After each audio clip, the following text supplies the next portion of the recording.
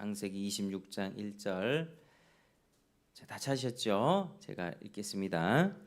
아브라함 때에 첫 흉년이 들었더니 그 땅에 또 흉년이 들매 이삭이 그랄로 가서 블레셋 왕 아비멜렉에게 이르렀더니 여호와께서 이삭에게 나타나 이르시되 애굽으로 내려가지 말고 내가 네게 지시하는 땅에 거주하라. 이 땅에 거류하면 내가 너와 함께 있어 내게 복을 주고 내가 이 모든 땅을 너와 네 자손에게 주리라. 내가 내 아버지 아브라함에게 맹세한 것을 이루어 네 자손을 하늘의 별과 같이 번성하게 하며 이 모든 땅을 네 자손에게 주리니 네 자손으로 말미암아 천하 만민이 복을 받으리라. 아멘. 자, 우리가 이제 창세기를 통해서 이제 구속사를 계속해서 알아보고 있습니다. 우리 지난 주에는 이제 구속사와 하나님의 예정에 관해서 우리가 살펴보았는데, 자, 하나님께서 우리가 이 구속사를 이해할 때 하나님이 세상을 구원하시겠다, 이 계획이고 이 역사입니다. 근데 하나님께서 온 세상을 구원하기 위해서 먼저 누구를 택하셨습니까? 아브라함을 택하셨습니다. 아브라함은 한국 사람이 아니죠. 당연히 히브리 사람입니다. 고대의 그 근동 지방에 살았던 히브리 사람 아브라함 한 사람을 택하셔서 그에게 복을 주셨습니다. 그리고 그 복은 또 누가 이어가게 되죠? 그 아들 이삭이 이어가게 되고 또 그 복은 이삭의 그 쌍둥이 아들 중에 야곱이 이어가게 됩니다. 그래서 이 야곱이 나중에 이름이 이스라엘로 바뀌었고 이스라엘 국가 그 후손이 아브라함 후손이 이스라엘 국가가 됩니다. 그러니까 이스라엘 국가는 보통 국가가 아니라 바로 하나님의 백성이었던 거죠. 그런데 우리가 한번 봐야 될 것은 에서가 장자였음에도 불구하고 왜 야곱이 아버지의 복을 받았습니까? 원래 첫째가 아버지의 모든 축복을 이어받는데 꼼지락거리지 마세요. 왜 야곱이 아버지의 복을 받았습니까? 그것은 하나님의 택하심이었기 때문입니다. 예정 때문이죠. 예정. 그러니까 하나님께서 우리를 택하실 때는 우리가 이렇게 잘나서 내가 뭔가를 선한 일을 하고 내가 성격이 좋고 내가 믿음이 좋아서 그거 보고 딱 택하시는 게 아니라 하나님이 창세 전부터 하나님이 그 사람의 인생을 딱 정하셨다는 것입니다. 미리 딱 정하셨고 그 정하신 대로 그 인생이 그렇게 흘러갑니다. 그러니까 쌍둥이들이 뱃속에 있을 때 큰 자가 어린 자를 섬기리라. 이 큰 자 위에 육신적으로 형이 더 동생을 섬기게 될 것이다. 계시를 주셨죠. 그래서 하나님이 야곱은 적극적으로 사랑하시고 그리고 에서는 그냥 내버려 둔다. 네 살 대로 그냥 살아라. 하나님이 간섭하지 않겠다. 그러니까 이제 그 인생이 그렇게 가는 겁니다. 그래서 우리 인생 중에서 보면 누군가는 참 인생의 혹독한 겨울을 만나면 주님께 나오고 주님을 붙잡는 사람이 있습니다. 마음이 부들부들해지고 내가 예수를 믿어야겠다. 내가 예전에 어떤 목사님 또 집사님 주변에서 교회 가보라고 했던 그 사람들의 이야기가 그때부터 들리기 시작하죠. 예정된 사람은 그렇습니다. 인생의 겨울을 만났을 때 주님을 붙잡게 되고 똑같이 혹독한 겨울을 맞았는데 마음이 더 팍팍해지고 강팍해지는 사람이 있습니다. 똑같은 환경에 있다고 해도 똑같은 밑바닥을 친다고 해도 다 예수 믿는 것 아닙니다. 똑같은 밑바닥을 쳐도 어떤 사람은 굉장히 강팍해지고 하나님 네가 살아있으면 왜 내 인생을 이따위로 만드냐고 하나님 앞에 욕을 하는 사람들이 있습니다. 그게 바로 하나님이 내버려둔 인생이죠. 그러니까 하나님께서 우리를 구원하실 때는 하나님의 택자들은 아주 혹독한 겨울 속에서 마음을 낮추셔서 부르시고 그렇지 않은 사람들은 그냥 내버려 두신다는 것입니다. 그냥 네 갈 길 가라. 그러니까 하나님의 그런 심판을 받게 되는 것이죠. 그래서 에서는 그냥 사냥하는 게 좋았습니다. 그냥 자기 활과 창과 그냥 칼을 들고 자기 맛있어 보이는 짐승과 가축을 잡아서 사냥하고 음식 해먹고 그거 집에 아버지 갖다 주고 그리고 뭐 그런 식으로 세상 가운데 호탕하게 그렇게 살았던 거죠. 근데 야곱은 집에서 엄마 치마 폭자락에서 다 그렇게 내성적이고 소심하게 남들 봤을 때는 저 뭐 남자가 저렇게 사나라고 하는 그런 모습이었다 할지라도 그렇게 하나님의 축복을 늘 동경했습니다. 야곱의 관심은 어떻게 하면 내가 아버지의 복을 내가 받을 수 있을까? 그래서 한날 에서는 배가 고파 들어왔을 때 야곱에게 팥죽 한 그릇에 자기 장자권을 팔아버렸던 거죠. 아무 관심이 없었습니다. 에서는 먹고 마시는 것 외에는 아무 관심이 없었습니다. 그냥 잘 먹고 잘 사면 되고 오늘 맛있는 거 사냥해서 아버지 갖다 드리면 되고 또 다음날 사냥하면 되고 이게 그의 주된 관심이었어요. 근데 야곱은 그렇지 않았죠. 그래서 하나님께서 이렇게 정하신 대로 인생이 가는 겁니다.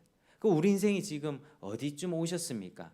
내가 하나님의 예정받은 인생이고 내가 하나님의 택함 받은 인생이란 사실을 이렇게 좀 아시겠습니까? 정말 하나님의 택함 받은 백성은 그걸 압니다. 내가 하나님의 손에 내 인생 내가 주인인 것처럼 살아왔지만 하나님이 여기까지 이끌어 주셔서 내 입에서 하나님 아버지 예수님을 믿습니다라는 고백 받아내셨고 여기까지 올 수 있었죠. 그래서 하나님께서 구속 역사를 이뤄가실 때 솔직히 다 정해 두셨습니다. 모든 것들을 다 정해 두셔서 그렇게 자신의 계획대로 이끌어 가십니다. 그래서 하나님께서는 그 예정된 역사 속에서 아브라함의 복을 이삭에게 또 이삭의 복을 야곱에게 흘려 보냈던 것이죠. 그래서 오늘은 중점적으로 26장에 보면 이 이삭의 삶에 대해서 좀 살펴보겠습니다. 자, 1절 한번 같이 읽어보겠습니다. 자, 1절 다시 시작. 아브라함 때에 첫 흉년이 들었더니 그 땅에 또 흉년이 들매 이삭이 그랄로 가서 블레셋 왕 아비멜렉에게 이르렀더니 자, 1절에 보니까 아브라함 때 첫 흉년이 들었는데 그 땅에 또 흉년이 들었다 이렇게 말하고 있습니다. 흉년이 되게 잘 드는 땅이란 겁니다. 여러분 처음에 아브라함 때 생각해 보면 아브라함이 있었던 원래 아브라함의 고향이 어디입니까? 어디서 불러내셨습니까? 학교 다닐 적에 메소포타미아 뭐 이런 거 들어보셨죠? 메소포타미아. 그러니까 학교 다닐 때 세계사를 배우면 세계 뭐 4대 문명, 뭐 황하 문명, 인더스 문명, 뭐 메소포타미아 문명, 이집트 문명 이렇게 네 개를 얘기하는데 다 이 문명들의 공통점 큰 강이 흐르는 지역이었다. 메소포타미아는 유프라테스 티그리스 강이 흐르는 실제 역사입니다. 그 두 강의 강줄기를 따라서 흐르는 그 지역이 메소포타미아였습니다. 그래서 메소포타미아라는 뜻 자체가 두 강 사이라는 지역이었고 거기에 아브라함이 잘 살고 있었죠. 어떻게 살았습니까? 우상 숭배하고 하나님 알지 못한 채 우상을 만들어서 팔던 사람이었습니다. 그래서 그 지역에서 그 우르 지역에서 불러내실 때 하나님이 어디로 가라 하셨냐면 가나안 땅으로 가라. 내가 내게 보여줄 땅으로 가라. 내가 너에게 자손 주겠다. 땅도 주겠다. 가장 중요한 복 내가 너의 하나님이 되겠다. 내가 네 아버지가 되겠다. 너의 보호자가 되겠다. 이 약속을 주셨습니다. 그러니까 자손 많이 주겠고 땅 많이 주겠다는 복은 되게 현세적인 축복으로 우리가 보여지죠. 근데 이게 근본적인 복은 아닙니다. 근본적인 복은 내가 너의 하나님이 되겠다. 이게 근본적인 복입니다. 그래서 이 본질적인 축복인데 내가 너의 하나님이 되겠다.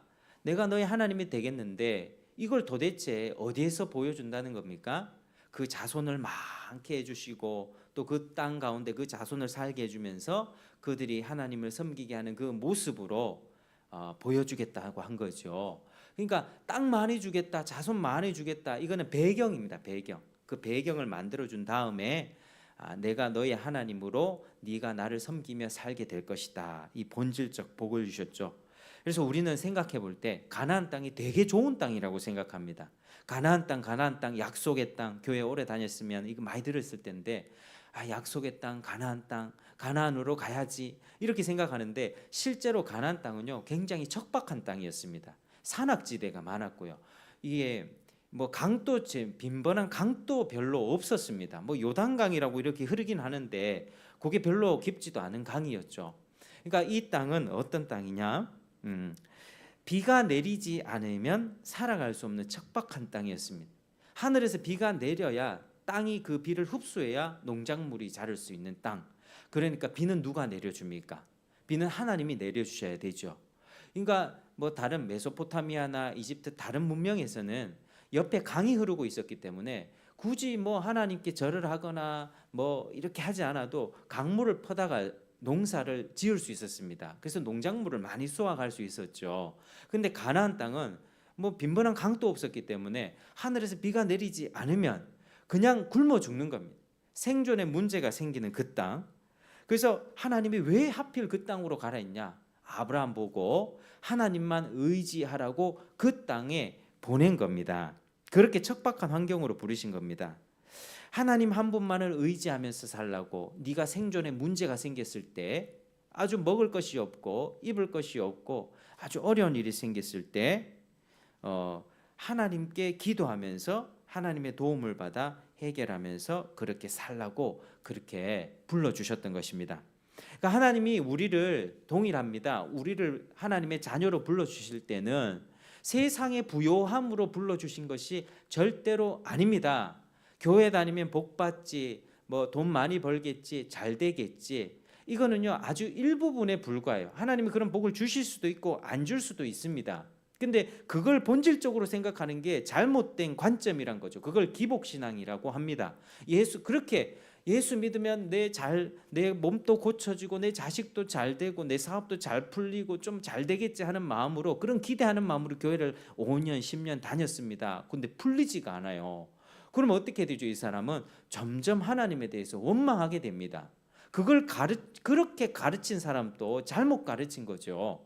그러니까 본질적인 축복은 뭐냐면 바로 영적인 부요함으로 부르셨습니다. 땅과 자손 거기에만 꽂히는 게 아니라 내가 너의 하나님이 되겠다. 하나님이 어떤 분인지 알고 그 하나님과 관계를 맺으면서 그 하나님과 교제하는 삶으로 불러주셨다. 이게 본질적인 축복입니다. 이게 우리 기독교인들의 관점은요. 땅을 만회해 주겠다. 자손 만회해 주겠다. 여기로 가면 안 되고요. 그 가운데 그 땅에서 그 자손들이 뭘 하며 사는가? 하나님을 섬기며 살게 되는 그 모습을 우리가 봐야 되는 겁니다. 예수 믿는 건 마찬가지입니다. 기복신앙 이거 우리가 아주 배격해야 될 나쁜 신앙 관점입니다. 그래서 하나님이 되시려고 우리를 불러주셨고 흉년이 그렇게 났을 때 이 아브라함 때도 흉년 났고 이삭 때도 지금 흉년 났다고 하는데 그때 반응을 어떻게 해야 됐겠습니까? 그때 반응을 하나님께 기도해야 됐겠죠. 하나님께 기도해야 됩니다. 그런데 사람들은 기도하기보다 현실적인 문제 해결을 찾습니다. 많은 그리스도인들도 이렇게 실수를 합니다. 우리가 갑자기 어떤 어려움이 생기면 그때는 주님 앞에 무릎 꿇고 기도해야 되거든요. 근데 내가 방법을 찾습니다. 무슨 경제적인 문제가 생기면 이리저리 방법해서 어떻게 돈을 끌어다 수 있는 방법이 없을까? 몸이 아프면 즉각 어떻게 하죠? 병원을 찾죠. 그러니까 내가 머릿속에 계산한 방식대로 내가 해결할 방법을 찾습니다. 아브라함이 흉년이 왔을 때 하나님께 기도하지 않았고 그 애굽 땅으로 내려갔습니다. 애굽 땅 그 남쪽으로. 애굽은 이집트인데요. 나일강 있죠. 나일강이 아주 풍성하게 흘렀던 그 땅이 이집트였고 이집트에서는 농작물이 굉장히 많았습니다. 부족한 게 없었습니다. 그래서 애굽으로 피신해 갔다가 하나님이 다시 돌려 보내주셨죠. 이삭도 지금 마찬가지입니다. 자, 이삭이 지금 어디로 갔다 합니까? 이삭이 그랄로 갔다 그러죠. 그랄. 자, 그랄로 갔다 그렇게 이야기하고 있습니다.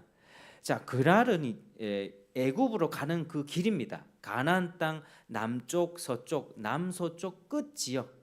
그러니까 우리로 따지면 이렇게 남서쪽 끝이 어찌 뭐 해남 정도 될까요? 그러니까 이제 애굽 다른 나라로 풍부한 나라로 내려가려고 그 땅 그 국경에 딱 걸쳐 있다는 겁니다. 그때 블레셋 왕 아비멜렉에게 이르렀는데 이삭의 마음도 먹고 살기 위해서 지금 그 땅을 벗어나려고 하는 겁니다. 근데 그때 하나님이 딱 나타나시죠. 하나님이 2장에서 4절까지 이렇게 말씀하십니다. 자, 2절만 같이 읽겠습니다. 2, 3절. 자, 시작. 여호와께서 이삭에게 나타나 이르시되 애굽으로 내려가지 말고 내가 네게 지시하는 땅에 거주하라. 이 땅에 거류하면 내가 너와 함께 있어 네게 복을 주고 내가 이 모든 땅을 너와 네 자손에게 주리라. 내가 내 아버지 아브라함에게 맹세한 것을 이루어. 네, 여기까지요. 그러니까 이제 이삭이 지금 애굽으로 가는 걸 아시고 애굽으로 가지 마라, 가지 말라. 그러니까 이게 좀 풀어서 설명해 드리면 너 생존을 걱정해서 곡식을 구하기 위해 애굽으로 가지 마라. 그냥 그 땅에 머물러 있어라. 그래야면 내가 너와 함께해서 복을 주겠다. 내가 네 아비 아브라함에게 맹세한 복을 너한테도 주겠다. 네 자손을 하늘의 별처럼 많게 해주고 이 모든 땅을 너에게 주고 네 자손에게 주고 네 자손으로 말미암아 천하 만민이 복을 받게 될 것이다. 4절 있죠. 네 자손을 하늘의 별과 같이 번성하게 하여 모든 땅을 네 자손에게 주리니 네 자손으로 말미암아 천하 만민이 복을 받게 될 것이다.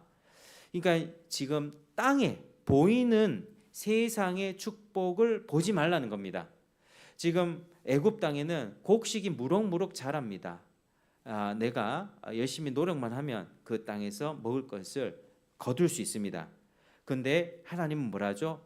눈에 보이는 그 곡식들, 풍부한 곡식들 보지 말고 하늘을 쳐다봐라. 하늘을 쳐다보고 하늘로부터 비가 내리기를, 하늘로부터 은총이 내려지기를 바래라.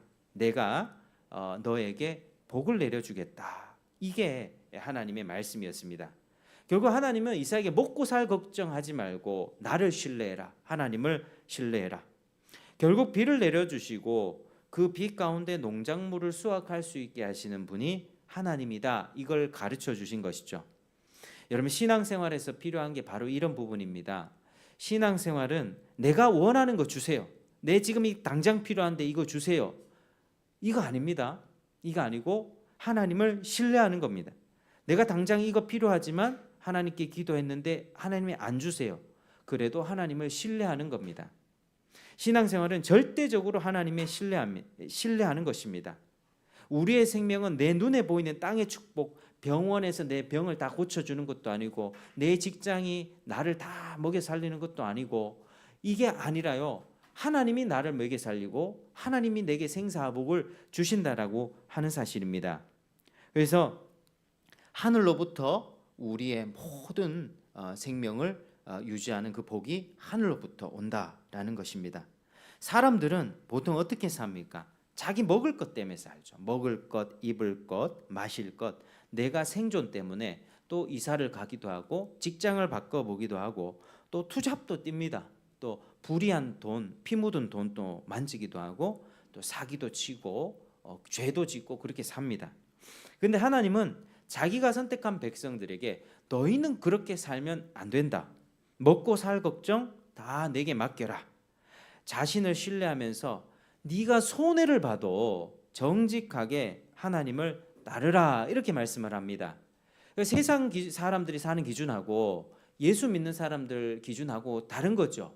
예수 믿는 사람들은 내가 손해 보는 것 같아도 주님이 그렇게 해라고 했다면 그 길을 따르는 겁니다. 직장 다니다 보면 여러 가지 불의한 일을 많이 볼 수 있습니다. 뭐 거래할 때도 제가 예전에 있던 교회에도 이제 세무서에서 일하시는 분들이 있었는데 굉장히 뭐 이렇게 가라로 많이 이렇게 거짓된 장부로 뭐 한 번씩 봐주기도 하고 막 그렇다 하더라고요. 그러니까 이제 세상 돌아가는 게 다 그겁니다. 서로 이렇게 뭐 서로 접대하고 뇌물 줘가면서 우리 좀 봐주십시오.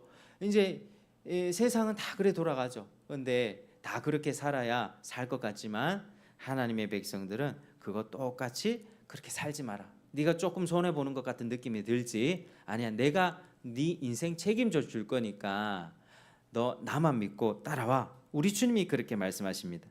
너희는 먼저 그의 나라와 그의 의를 구하라. 그리하면 이 모든 것을 너희에게 더하시리라. 우리 주님이 약속하셨습니다. 우리가 예수님을 믿으면 하나님의 자녀가 됩니다. 아버지께 모든 은혜를 구하며 살 수가 있습니다. 그리고 무한하시고 영원하시고 전능하시고 부족함이 없으신 그 하나님이 바로 내 아버지가 되십니다. 여러분, 우리 아버지, 우리 육신의 아버지는요, 나를 끝까지 책임져 줄 수가 없습니다. 육신의 아버지가 언제 돌아가실지도 모르고. 그러니까 우리가 기대해야 할 것은 육신의 아버지가 아니라 하나님 아버지가 되십니다. 하나님이 우리 아버지가 되시면 아버지께서 우리 삶을 끝까지 책임져 주십니다. 이걸 믿으시길 바랍니다. 하나님이 우리 인간을 창조하시고 이 세상에 두셨을 때 인간으로 하여금 뭔가 부려먹고, 내가 사람을 만들었으니까 야, 너 내한테 찬송해, 너 나한테 경배해, 너 이렇게 농사 짓고 나면 얼마만큼 갖다 바쳐. 하나님이 이렇게 악덕 기업주나 과거에 아주 제국의 악한 왕들처럼 약한 나라를 약탈해서 곡물 바쳐, 이런 게 우리 하나님이 아니란 사실이죠. 하나님은 모든 게 다 하나님의 것입니다. 천하 만국 다 하나님의 것인데, 하나님의 세상을 다 만들어주시고 사람을 딱 만드신 것은 내가 만든 것을, 내가 너에게 주는 것을 네가 좀 누렸으면 좋겠다. 네가 나의 축복과 나의 사랑과 내 사랑을 이렇게 받아들이고 그걸 누리면서 감사하는 마음으로 나를 섬기고 나를 믿고 따라왔으면 좋겠다. 그러니까 우리 하나님을 믿으면 주일날 교회 가야 되고 헌금 내야 되고 교회 다니면 더 속박되는 것 같아요. 모르는 사람은 그렇게 생각합니다. 교회 다니는 것이 시간 투자해야 되죠. 교회 헌금 11조 내라고 하죠. 그러니까 자꾸 뭔가 내가 손해 보는 것 같아요. 근데 그게 절대로 아닌 게, 내 생명도 하나님 거죠. 하나님이 내 직장도 주셨죠. 내 모든 거, 내 자식도 하나님이 주셨죠. 여기서부터 오는 모든 은혜를 알고 하나님 앞에 감사함으로 돌려드리길 원하신다. 그게 하나님의 뜻입니다. 여러분, 하나님은요 인격적인 신이세요. 돌 붙여 섬기듯이 아무런 반응이 없는, 저기 불교 가보십시오. 돌 붙여 만들어 놓고 거기다가 그냥 절하지 않습니까? 100번 1000번 절하지 않습니까? 그래 놓고 비나이다 하고 소원 이루어 주십시오. 그거 종교, 그냥 일반 종교라니까요. 정말 우리 믿는 사람들은 하나님이 말씀하시고 내가 거기에 반응하고 순종했을 때 복을 받고, 하나님 말씀에 내가 불순종했을 때는 하나님께 회초리 받아서 하나님 잘못했습니다 하는 인격적인 관계가 있는 그게 바로 기독교입니다. 그래서 이 좋은 하나님, 이 풍성하신 하나님을 우리가 알아가는 것이, 그게 바로 우리의 신앙생활인 것이죠. 여러분, 하나님을 정말 하나님으로 믿으시길 축복합니다. 하나님을 아버지로 섬기는 축복을 놓치지 마시길 바랍니다. 누구든지 예수를 영접하면 하나님의 자녀가 되는 특권을 얻습니다. 여러분, 이 복은요 아무에게나 주지 않습니다. 이거 확실합니다. 밖에 나가서 예수 믿고 하나님의 자녀가 되십시오, 하나님이 이런 복을 주셨습니다, 아무리 얘기해 보십시오. 그 얘기 듣고 교회 올 사람이 누가 있겠습니까? 하나님이 딱 택한 사람 외에는 절대로 오지 않습니다. 그러니까 하나님의 자녀가 되는 복이요, 하나님이 그 인생을 창세 전부터 딱 그 이름 3글자를 기억해 놓으셨다가 하나님이 하나님의 때에 이 세상에 보내주시고 인생을 살게 하시고 상처받고 찢어지고 인생의 겨울을 겪게 하시다가 결국 때가 되면 하나님, 내가 하나님께 나오겠습니다 라는 그런 복을 얻게 되는 것이죠. 그렇게 하나님의 자녀가 되면 정말 너무나도 우리에게 참된 위로가 있고 평안한 삶을 살 수 있고, 어떤 폭풍 속에서도 우리는 넘어지지 않을 수가 있습니다. 이삭의 삶이 그랬습니다. 이삭이 지금 이 말씀을 딱 듣고 하나님을 신뢰했습니다. 그 지역에 머물러야겠다. 자기 생각으로는 아닌데 지금 흉년이 들어서 먹을 게 없는데 나는 그래도 굳이 애굽으로 가야지, 이렇게 고집을 안 피웠다고요. 애굽으로 가려던 그 길을 멈추고 그 땅에서 딱 머물면서 하나님의 말씀대로 딱 있었습니다. 근데 그때 무슨 일이 일어났습니까? 자, 그때 무슨 일이 일어났냐면 그 뒷 내용인데요. 제가 그렇게 말씀을 계속 이어가겠습니다. 자, 딱 내려가지 않고 머물렀을 때 그쪽 사람들이 이삭의 아내 리브가에게 질문하기 시작합니다. 아니, 이 아리따운 여자는 누굽니까? 이 리브가가 인물이 좋았거든요. 굉장히 예쁘고 아름다운 여인이었습니다. 그때 이삭이 대답합니다. 이 여자요, 이 여인은 내 누이입니다. 이렇게 대답을 했죠. 이게 여러분 이삭의 행동이었습니다. 자기 아내 아닙니까? 자기 아내인데 이 여자요 누이입니다. 이거 어디서 많이 본 장면 아니겠습니까? 이게 아브라함 때도요. 자기 아버지 아브라함 때도 애굽에 내려갔을 때 애굽 사람들 품에서 위협을 당했을 때 한번 이렇게 거짓말했던 적이 있었습니다. 또 그랄 땅에서 또 한번 그렇게 이 아브라함 자기 아버지 아브라함은 2번 그렇게 자기 아내를 팔아먹었다고요. 왜? 자기 목숨 지키려고 그렇게 했던 것입니다. 자기 아버지가 한 실수를 그대로 되풀이하고 있죠. 왜 그렇게 했겠습니까? 아버지의 그 죄를 닮은 겁니까? 아니요. 자기 연약함입니다. 물론 아버지가 했던 잘못된 행동을 보고 배웠을 수 있습니다. 우리가 지금 현대에 상담 있죠. 여러분 우리가 물질적으로 풍요로워졌는데 우리가 정신적으로는 매우 힘들어졌어요. 우리가 돈은 이전보다도 정말 많이 벌어요.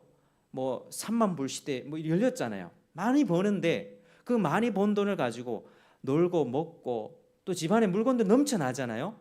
그리고 또 어디다 쓰는지 아십니까? 상담 비용으로 굉장히 많이 지출됩니다. 정신병원에요. 상담 비용으로. 그러니까 이제 물질적으로 풍요한 거 다 누리면서 정신은 이렇게 우울하고 참 많이 힘들어져서 정신과 병원에 가서 상담사에게 돈을 많이 내는데 상담 기법 중에 참 이게 안 좋은 것들이 뭐냐면요. 유전적 결정론 이런 게 있습니다. 이게 뭐냐면 자기 과거를 묻는 거예요. 과거에 아버지가 이랬고 어머니가 이랬고 당신의 행동, 고객님의 행동을 보니까 아버지의 어떤 그런 부분을 유전적으로 좀 물려받은 것 같군요. 이렇게 판결을 내는 거예요. 그리고 어렸을 때 살아왔던 환경이 어땠습니까? 나 아버지에게 좀 무관심한 아버지 밑에서 어떤 폭언을 들으면서 저 그렇게 살아왔거든요. 그러니까 지금 당신이 그 상처 때문에 이렇게 돼 있습니다. 이렇게 상담을 하는 거예요. 그러니까 지금 현대 상담의 문제가 뭐냐? 자기 책임을 회피하도록 한다는 거예요. 아버지를 닮아서 그랬다. 내 자라온 환경이 이래서 나는 이랬다. 그런데요, 쌍둥이가 같은 환경에 태어나도 한 사람은 자수성가하는 사람이 있고 한 사람은 게으름뱅이가 되는 경우가 있습니다. 똑같은 환경인데요. 똑같은 환경이면 똑같이 돼야 되잖아요. 그러니까 그거 자기 선택이라는 거예요. 자기 선택. 그러니까 이게 아버지가 한 죄를 그대로 유전받은 게 아니고 이삭이 물론 아버지의 그 죄를 봤을 수 있겠죠. 자기도 그 연약함에 그렇게 선택한 거예요. 자기가 그 죄를 지었다. 그러니까 여러분 돈 많이 갖다 바치면서 상담할 필요가 없는 거예요. 자꾸 그런 남 탓하고 당신한테도 문제가 있다는 것을 잘 가르쳐주지 않거든요. 정말 힘들었겠습니다. 나라도 이혼할 것 같아요. 공감해줘. 공감 중요하죠. 근데 공감함의 그 끝은 뭡니까? 공감하고 그 사람의 아픔을 들으면서 그러나 네가 그 상황 가운데서 이렇게 선택했다는 걸 알려주고 하나님 앞에 회개함으로써 나오도록 하는 것이 성경적인 상담의 방법이고요. 그게 한 사람을 살리는 길입니다. 그걸 자꾸 아버지 탓이고 부모님이 우리 아버지가 돈을 많이 못 벌어줬잖아요. 엄마가 날 이렇게 키웠잖아요. 자꾸 이런 식으로 사회가 간다는 거죠. 그리고 그런 상담을 아주 많은 돈을 주고 1회에 몇 회에 몇십만 원씩을 주고 이런 상담을 받게 되니 사람들은 내 상처받았다. 자기가 상처 준 걸 생각해야죠. 나는 상처받았다. 나는 부모님으로부터 버림받았다. 자기가 그 상황에서 그 선택한 것에 대해서는 생각하지 않도록 하는 게 우리 시대의 굉장한 문제입니다. 이삭은요, 아버지 탓할 필요 없습니다. 자기가 그렇게 선택했다니까요. 자기가 무슨 동기로 선택했습니까? 자기를 보호하려고. 자기 아내가 너무 예뻤는데 사람들이 이 리브가를 보면서 자기를 죽이고 이 아내를 데려갈 것 같으니까 이게 아내를 팔아먹은 거죠. 7절에 한번 보실까요? 7절에 한번 같이 읽자. 시작. 그곳 사람들이 그의 아내에 대하여 물으매 그가 말하기를 그는 내 누이라 하였으니 리브가는 보기에 아리따움으로 그곳 백성이 리브가로 말미암아 자기를 죽일까 하여 그는 내 아내라 하기를 두려워함이었더라. 아멘. 그렇죠. 자기를 죽일 것 같아서. 아니 자기 목숨을 지켜내기 위해서 자기 아내를 팔아먹었습니다. 참 쫄보같죠, 쫄보. 남자가 이러면 되겠습니까? 그런데 여러분, 자기 아내를 위해서 목숨을 걸고 이 사람 내 아내입니다. 건들면 너희들 이렇게 큰일 납니다. 이렇게 나왔으면 정말 멋있는 남자의 모습이었을 텐데 아버지도 그랬고 지금 이삭도 그러고 있습니다. 그만큼 자기 생명에 위협이 있어서 그랬겠지요. 여러분, 사람은 평탄할 때 본심이 잘 드러나지 않습니다. 그런데 위기가 오잖아요.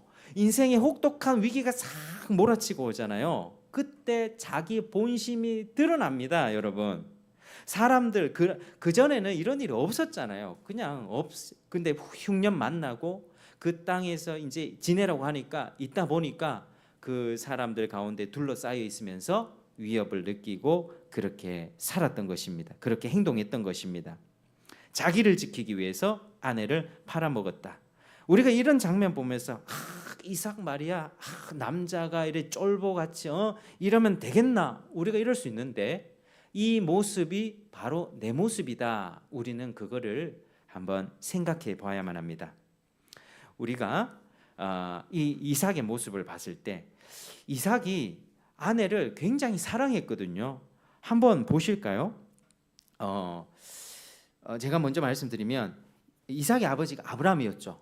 아브라함의 아내가 몇 명이었습니까? 첫 번째는 사라가 있었고 정부인이 있었고 그 다음에 하갈 첩이 있었습니다. 사라가 죽고 나서 그두라라고 하는 또 후처와 결혼했습니다. 이 세 명이 있었습니다. 이삭은 이 족장 그 시대에 다른 이렇게 아내를 맞이할 수 있는 그런 문화와 환경이었다고요. 그러니까 이 사람들이 아내 몇 명 가졌니만이 우리가 비판할 게 아니라 그 사람들은 당연히 그렇게 살았습니다.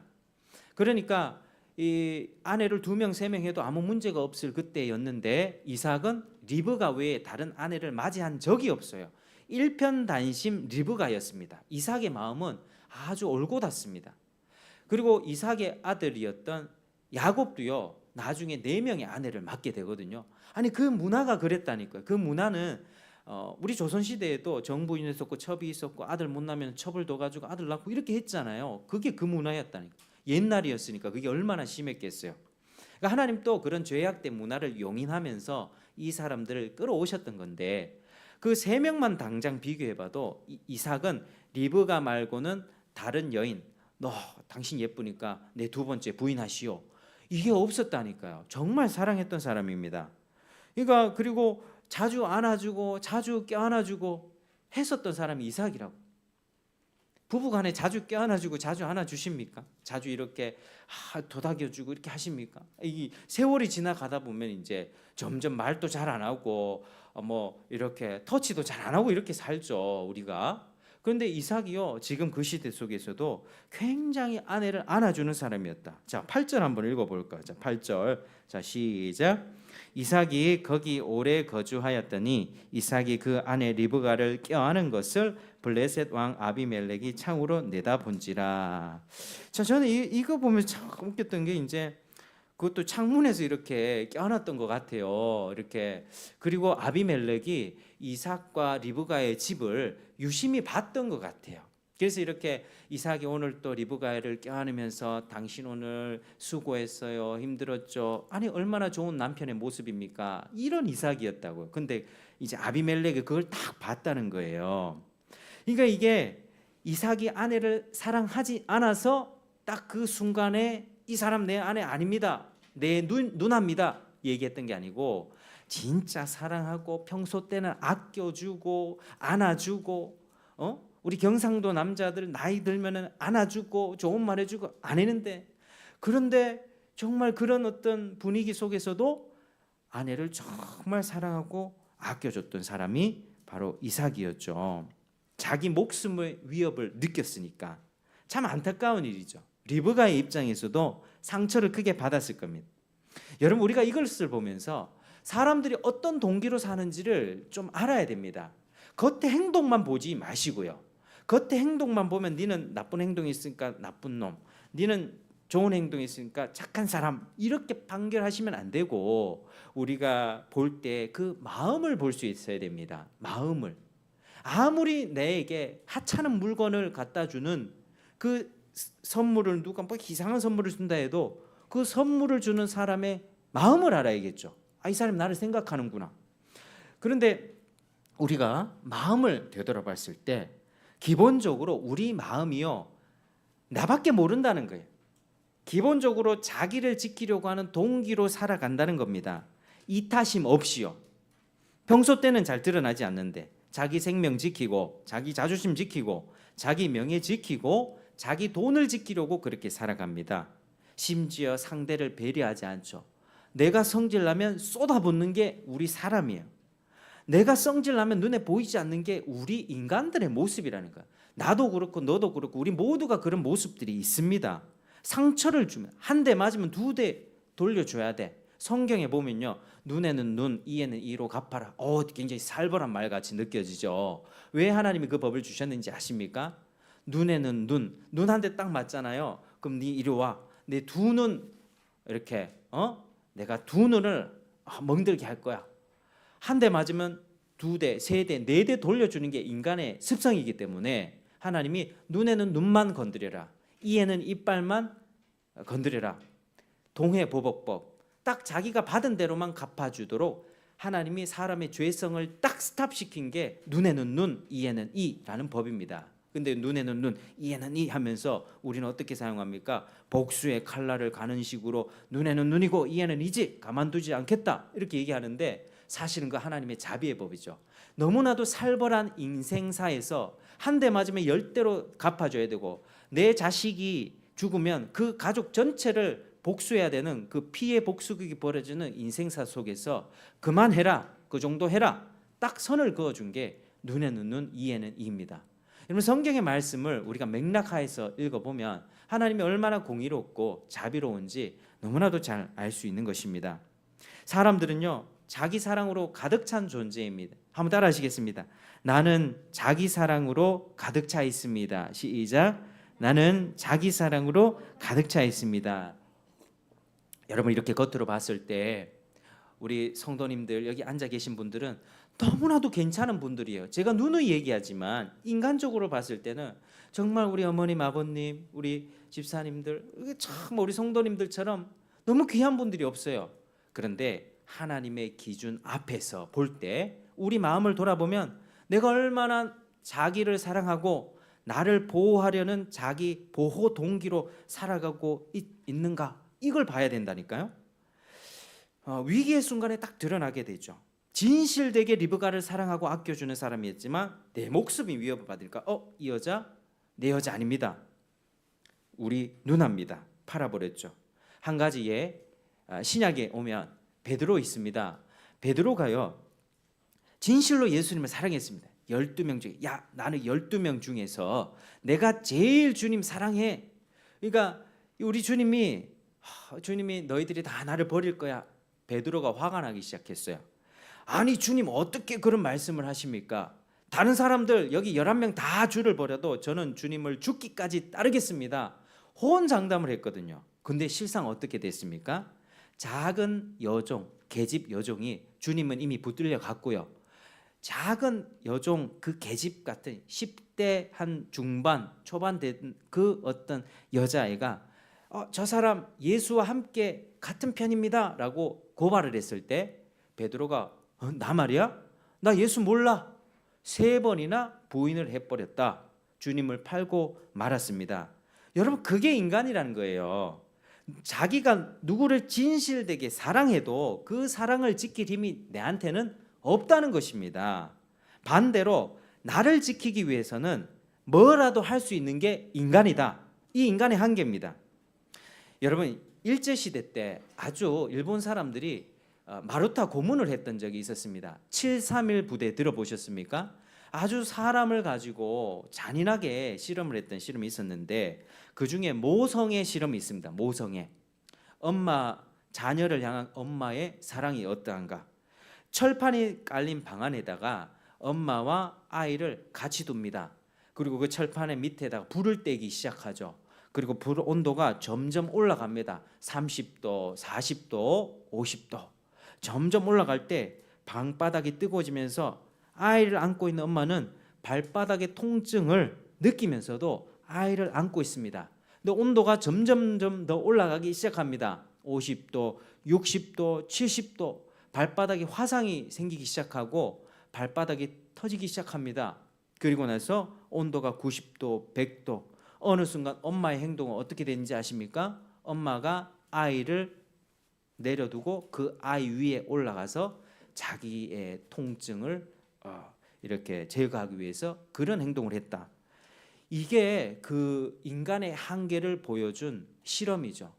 아주 악한 실험인데, 잔인한 실험인데, 여기를 보면 우리가 이걸 알 수 있습니다. 결국에는 아이만 죽고 엄마만 살게 됐죠. 발바닥에 화상 입고 대성통곡한 채로 말입니다. 여러분, 이걸 보면서 우리 인간의 실상, 내 자신의 모습에 대해서 깊이 알아야만 합니다.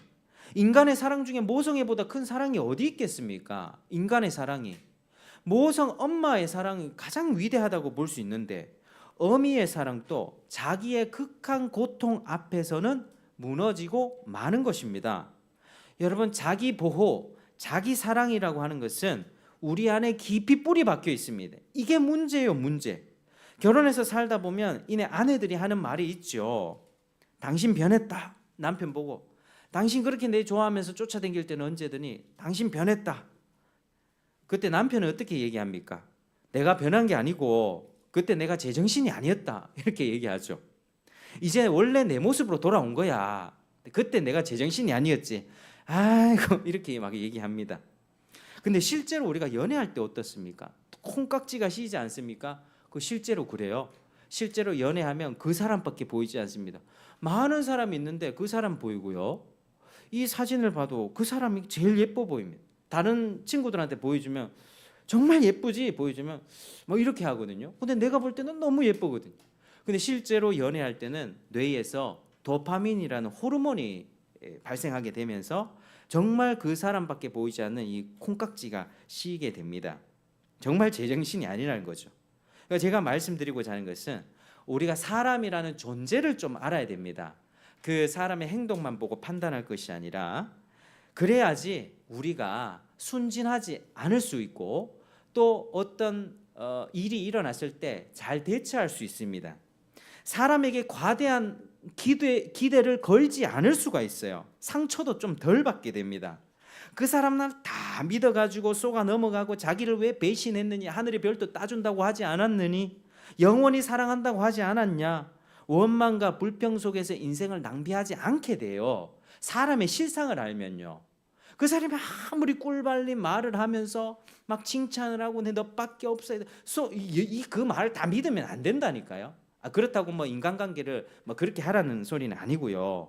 사람의 존재가 정말 자기 중심적이라는 거예요. 나를 졸졸 따라다닌다고 해서 그 마음 그대로 나를 완벽한 사랑으로 채워줄 거야. 이 사람 변하지 않을 거야. 이 사람 나에게 상처도 주지 않을 거, 화도 안 내고 언제나 공주 왕비 대접해주고 정말 이 사람은 나를 실망시키지 않을 거야. 이렇게 생각하지 마시라고요. 그게 우리가 인생 살 때에 사람의 실상을 알면 적당히 우리가 잘 대처할 수 있습니다. 그 사람이 나를 진실하게 사랑하는 사랑은 진짜일 거예요. 근데 결국 자기 사랑 때문에 내게 상처 주는 일이 발생할 거고요. 그럼 그때마다 갈라지자 헤어지자 할 겁니까? 아니죠. 사람의 실상을 알면 그 사람의 입에서 나오는 말이 진실된 사랑이었다 할지라도 사람이 이렇게 악할 수 있구나.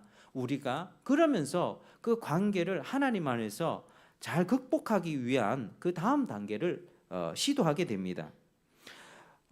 아무리 사랑해도 싸울 수 있다는 걸 알아야 되죠. 현실을 알아야 됩니다. 사람이 얼마나 자기 중심적인지 알고 인간관계를 해야 된다. 상대가 어떻게 나오든지 우리의 태도는 나는 주님의 말씀을 따라 선을 행하고 사랑하길 선택하며 사는 게 참된 지혜입니다. 내가 아무리 배신감이 느껴져도요. 너 나 배신했어? 너 평생 나 사랑한다 그랬잖아. 근데 배신감이 느껴져도 그럼에도 불구하고 그래, 원래 인간은 그래. 나는 니로부터 사랑받지 못해도 위로부터 사랑받잖아. 위로부터 사랑 공급받아서 사랑을 주라고요. 그게 하나님이 우리에게 원하시는 겁니다. 계속 그 사람한테 니 내한테 사랑해, 니 내한테 좋은 말하고 돈 더 많이 갖다 주고 자꾸 사람만 보지 말라고 하는 겁니다. 그래서 하나님이 우리에게 원하신 디자인이 뭐냐면 부부가 함께 믿는 부부가 결혼해서 두 사람 마주 보지 말고 한 곳을 같이 쳐다봐라 하는 게 하나님의 뜻이에요. 상대방의 눈만 쳐다보면 거기서 좋은 게 나올 게 없습니다. 어느 정도 나오다가 이제 밑장 뚝 떨어집니다. 위로부터 생명수를 계속해서 공급받아야지 이 사람이 내게 상처를 주고 찌르든 뭘 하든 배신을 하든 뭘 하든 나는 그 상처를 받아쳐낼 수가 있는 거예요. 이게 신앙생활입니다. 여러분, 이렇듯 사람의 사랑은 굉장히 불완전해요. 불완전하고 늘 위기가 있지만 하나님과 예수 그리스도의 사랑만은 온전하다는 사실을 믿으시길 바랍니다. 그리고 사람에게 자꾸 너무 많은 것을 기대하지 마세요. 그냥 사람에게 내 할 도리만 하면 됩니다. 많은 걸 걸었다가 다 줄 것 같이 그걸 다 믿었다가 그러면 많은 걸 기대하면 또 실망도 큰 법이죠. 우리가 할 도리는 하되 사랑을 베풀고 섬기고 하되 언제 이렇게 예상치도 못한 그런 배신이나 어떤 일들이 일어났을 때 우리가 하나님 앞에서 툴툴 털고 쉽게 일어날 수가 있습니다. 그런 일 생기면 예수님도 가룟 유다에게 배신당했을 때 참 마음이 아프셨겠구나 이러면서 툴툴 털고 일어나는 거예요. 아니면 그 사람 때문에 내 인생 망쳤다, 네가 내 인생 망쳤다 하면서 자기 인생을 원망과 불평으로 살게 돼요. 그게 자기한테 손해 아니겠습니까? 어떤 게 지혜로운 인생입니까? 사람에게 많은 걸 걸고 그렇게 살겠습니까? 하나님으로부터 공급받아서 내가 마음이 부여해지고 풍성해져서 다 상처와 아픔을 쳐내면서 사는 게 그게 가장 지혜로운 인생일 겁니다. 그래서 우리가 하나님의 사랑을 더 많이 아는 것이 그게 갈 길입니다. 예수님의 조건 없는 희생을 좀 보십시오. 그 사랑을 더할 때 우리에게는 참 여유와 또 넉넉한 은혜가 있을 수 있다는 것입니다. 이삭이 그렇게 불완전한 마음으로 그렇게 사랑했던 아내를 위협이 되니까 배반해 버렸죠. 리브가에게 상처를 주었습니다. 그러나 하나님은 그런 이삭을 향해서 신실한 사랑을 보여주었습니다.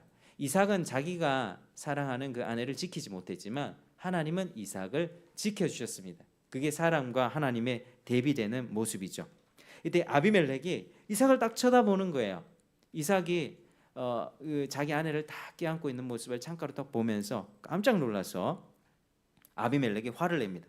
너 이 사람 당신의 누이라고 하지 않았냐? 왜 거짓말을 한 거냐? 그때 얘기하죠. 사실 제가 제 아내로 인해서 제 목숨을 잃을까 두려워했기 때문입니다. 아비멜렉은 그렇게 이삭에게 책망을 하고 자기 백성에게 엄히 선고합니다. 우리가 11절 한번 같이 읽어보시겠습니다. 우리 11절 자 시작. 아비멜렉이 이에 모든 백성에게 명하여 이르되 이 사람이나 그의 아내를 범하는 자는 죽이리라. 너 왜 이렇게 행했느냐? 만약에 내 백성 중에 하나가 너 아내와 동침했으면 네가 죄를 우리에게 입혔을 것이다. 그래서 모든 자기 백성에게 이 사람 건드리지 마, 이 사람도 건드리지 말고 이 아내도 건드리지 마라 이렇게 명령을 한 것이죠. 하나님이 이삭을 지켜준 겁니다. 이삭은 참 쫄보 같은 모습을 보였지만 하나님이 이삭을 신실하게 지켜준 것이죠. 언약을 맺었으니 보호해 주셨다. 리브가가 다른 남자에게 더럽혀지지 않도록 보호해 주셨고요. 리브가의 씨를 통해서 그 하나님을 섬기는 그 복이 바로 다음 세대까지 자녀 세대까지 흘러가도록 딱 조치를 취해줬다. 자, 사람이 사고를 쳤다. 사람이 물을 엎질렀고 이삭이 실수를 해서 모든 걸 망쳤지만 하나님이 그 망쳐진 그 상황을 다 회복시켜 주신 것입니다. 이게 구속사입니다. 사람이 물을 엎질러 버렸지만 하나님이 사람이 할 수 없는 그것을 하나님이 완전히 회복시켜 주신다. 이게 구속사입니다. 구속사. 이런 역사를 보면서 하나님이 우리에게 얼마나 신실하게 복을 내려주시는가 우리는 봐야 되는 것이죠. 자, 하나님이 계속해서 지켜주셨는데 결과를 한번 보실까요? 자, 12절 한번 읽어볼까요? 자, 12절 시작.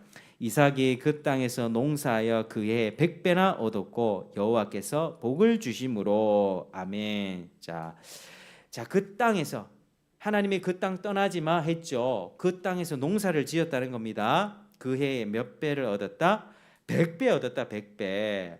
자, 하나님이 그 땅에 머물러라, 내가 너에게 복 주겠다, 애굽으로 내려가지 않아도 돼. 이삭이 그 말을 지금 어쨌거나 실수했거나 말거나 그 땅에 있었죠. 농사 지었을 때 100배 주셨다. 여러분 지금 월급 얼마나 받으십니까? 근데 거기서 100배를 벌었다. 이거 정말 뭐 로또 맞은 것처럼 많이 버는 건 아니겠습니까? 근데 성경에서는요, 100배라고 하는 것은 좋은 땅에 씨를 뿌렸을 때 30배, 60배, 100배를 거둘 것이다 말씀하죠. 하나님이 주시는 아주 풍성한 축복을 이룰 때 100배를 이렇게 사용합니다. 100배를 거뒀다고 하는 것은, 이거는 이삭이 자기가 노력하고 땀 정말 잠도 안 자고 24시간 이교대하면서 그렇게 해서 거둔 게 아니라요, 하나님이 하늘에 비를 내려주시고 태양 일조량을 조절해 주시고, 이삭은 씨를 뿌리고 물론 농사를 짓는 노력을 했지만 자기의 노력을 훨씬 넘어서는 하나님의 무한하신 풍성한 축복이 이만큼 부어졌다는 것을 뜻하는 것이죠. 그러니까 이삭이 자기가 막 생존의 위협에 있어서 애굽으로 내려갔으면 이거 경험 못했을 겁니다. 그래서 하나님께서 신실하게 이 복을 내려주신다, 이 이삭을 책임져 주신다는 사실을 우리가 잘 알 수 있습니다. 그래서 이삭은 그 땅에서 아주 거부가 됐죠. 유명인이 됐습니다. 와, 이삭을 보니까. 여러분, 하나님의 좀 신실하신 그 약속을 따라 살아가는 여러분 되길 바랍니다. 하나님이 그렇게 해야 돼 하면 아직 그러면 안 될 것 같은데, 내 생각에는 꼭 이렇게 해야 될 것 같거든요. 근데 자기의 본성을 잠시 생각해보고 그게 나를 지키려고 하는 보호의 동기로 하는 행동인가, 하나님의 신실한 약속을 따르는 행동인가 한번 잘 살펴보시고 하나님께 하나님의 약속을 따르는 그 길을 선택하시기를 바랍니다. 그 과정에서 기도가 필요하겠죠.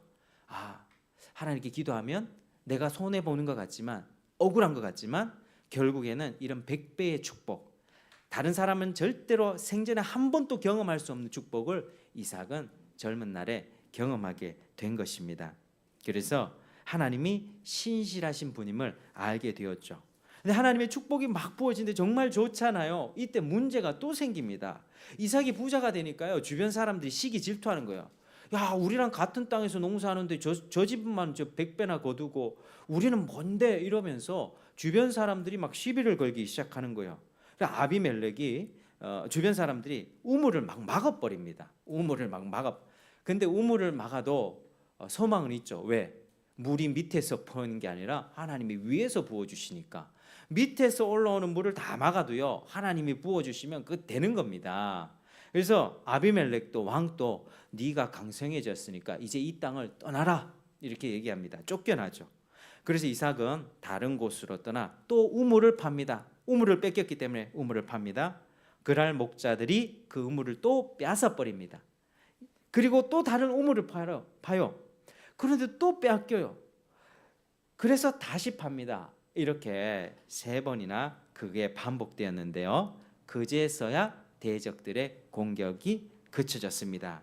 그리고 이삭은 그 위에 브엘세바로 올라갔고 하나님이 그때 딱 나타나셨습니다. 자, 23절에서 25절까지 같이 시작. 이삭이 거기서부터 브엘세바로 올라갔더니 그 밤에 여호와께서 그에게 나타나 이르시되, 나는 내 아버지 아브라함의 하나님이니 두려워하지 말라. 내 종 아브라함을 위하여 내가 너와 함께 있어 내게 복을 주어 내 자손이 번성하게 하리라 하신지라.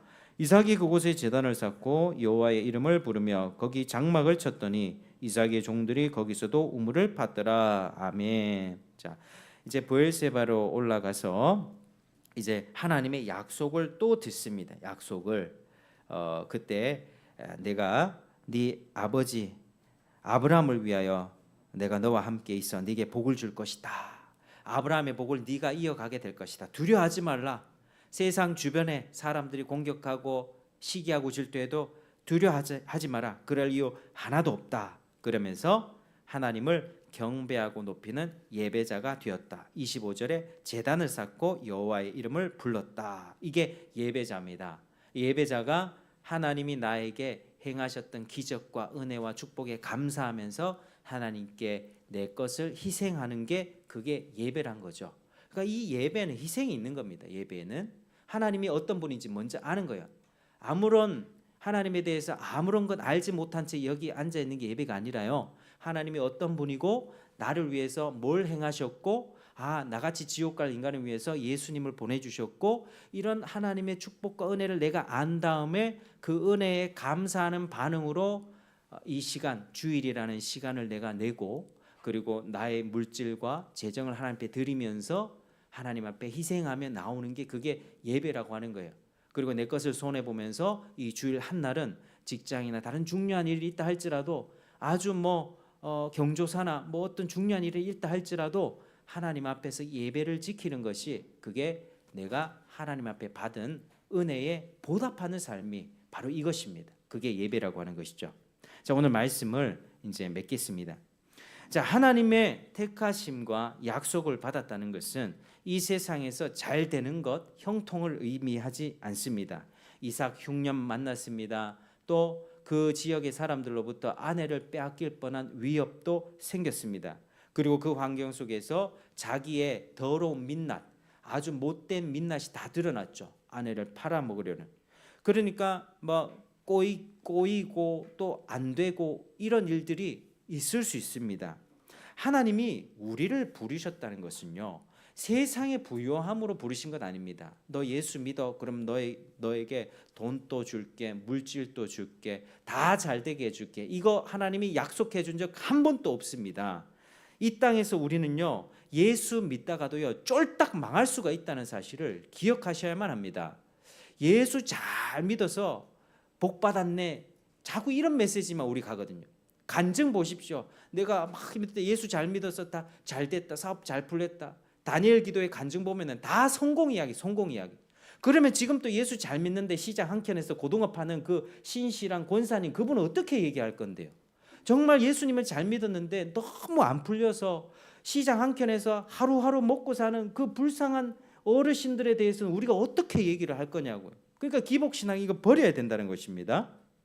세상은요, 우리를 늘 적대한다, 우리를 늘 미워하고 우리를 시기하고 공격하고 이 땅에서 망할 수도 있겠고 이 땅에서 나는 잘 안 풀릴 수도 있겠다는 생각들을 하셔야만 됩니다. 그러나 우리는 그 가운데서도 하나님의 말씀 안에 머물 때 그 위기와 어려움을 다 통과할 수 있습니다. 예수 믿으면 고통 다 없어져요. 문제 다 해결된다. 이거 절대로 아니라는 겁니다.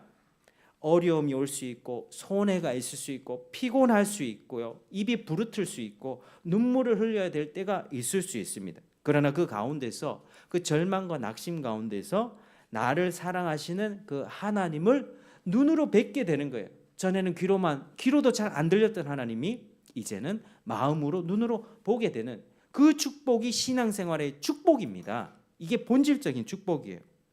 여러분, 고통 제거가 신앙생활의 목적이 되지 마십시오. 하나님이 약속도 하지 않은 물질의 축복을 구하지 마십시오. 하나님 그분 자체를 구하시길 바랍니다. 하나님을 가까이 하는 것이 복됩니다. 하나님과 가까이 교제하고 하나님께 기도하면서 하나님의 응답을 받고 살아가는 그 인생이 가장 복입니다. 하나님이 분명하게 약속하신 것은 뭐냐? 내가 너를 선택했으니 내가 너의 하나님이 되겠다. 근본적인 문제, 너 마음속에 있는 자기 보호의 동기로 살아가는 이타심 없이 네밖에 모르는 그 죄의 문제를, 그리고 그렇게 상처 주고 받다가 살면서 지옥 가는 너의 근본적인 문제를 내가 해결해 줄게. 우리 하나님이 그걸 약속하셨어요. 그게 하나님을 사랑하는 사람, 신앙생활하는 사람들의 모습입니다. 하나님이 어떤 분인지 말씀을 통해서 여러분 좀 들려지십니까? 하나님 이런 분이세요. 그리고 하나님을 더 배우고 삶에서 정말 하나님을 경험하는 축복을 받는 여러분 되시기를 바랍니다. 고통은 여전해도 하나님을 신뢰하고 고통 가운데 하나님과 가까이 동행하는 축복이 있기를 바랍니다. 찬송가 가사 중에 그 풍랑 인하여 더 나아갑니다. 풍랑이 칩니다. 괴롭습니다. 배가 깨질 것 같습니다. 그러나 그 풍랑으로 인하여 나의 목적지에 한 발자국씩 더 가까이 나아가게 되는 것이죠. 이게 정말 큰 은혜입니다. 하나님은 택한 자와 함께 동행하고 그 위대한 동행함을 또 여러분 주변의 사람들에게 환하게 보여주십니다. 28절에 한번 보실까요? 28절, 자 시작. 그들이 이르되 여호와께서 너와 함께 계심을 우리가 분명히 보았으므로 우리의 사이 곧 우리와 너 사이에 맹세하여 너와 계약을 맺으리라 말하였노라. 이삭을 보면서 사람들이 시기하고 질투했지만 결국에 뭘 봤다? 네 인생을 보니까 너가 하나님과 동행하는 것을 내가 보았다. 그러니까 우리 사이에 서로 해치지 말기로 조약을 맺자. 여러분, 하나님의 부르심을 받았다면 하나님의 신실한 사랑이 여러분을 지켜줄 것입니다. 여러분 믿고 확신하시길 바랍니다. 절대로 끊어질 리가 없습니다. 그리고 여러분 한 사람 한 사람을 통해서 하나님의 사랑을 만방에 증거하실 것입니다. 여러분의 변화된 삶을 통해서 하나님과 동행하는 삶을 통해서 하나님은 영광 받으실 것입니다. 그래서 그렇게 하나님과 동행하며 살아가는 여러분 되시기를 주의 이름으로 축복합니다. 기도하겠습니다.